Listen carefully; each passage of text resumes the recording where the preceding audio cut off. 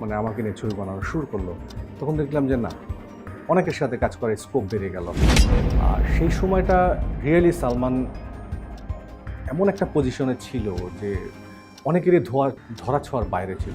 Really হি ওয়াজ এ superstar, এবং আমি মনে করি যে এই মাপের সুপারস্টার বাংলাদেশে খুব কম এসেছিল, এবং এই মাপের অভিনয় কিন্তু অসাধারণ ভালো করতো।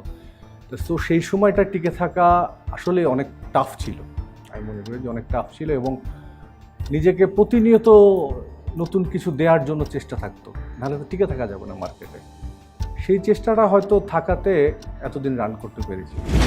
সালমান শাহর মৃত্যুর পরে লোকে যাদেরকে সালমান শাহ বানানোর চেষ্টা করেছে, তার ভিতরে আপনি একজন ছিলেন। না, আমি কখনো সালমান শাহর জায়গাটা বিকল্প কে নিবেন এরকম একটি ফিচারে এসেছিলেন, সেখানে এটা হয়তো আমিন খানও ছিলেন। এটা হয়তো কেউ লিখতে পারে, হয়তো অনেকের ভাবনায় লিখতে পারে, কিন্তু আমি কখনো মনে করি না যে একজনের জায়গায় আরেকজন নিতে পারে। পরবর্তীতে রিয়াজ এবং ফেরদৌসের উত্থান হবার পরে আপনি ফিল্মের সেই সময়টুকু আপনার অস্তিত্ব কিভাবে স্বমহিমায় উজ্জ্বল রাখলেন? তখন অলমোস্ট আমি অ্যাকশনের দিকে ডাইভার্ট করে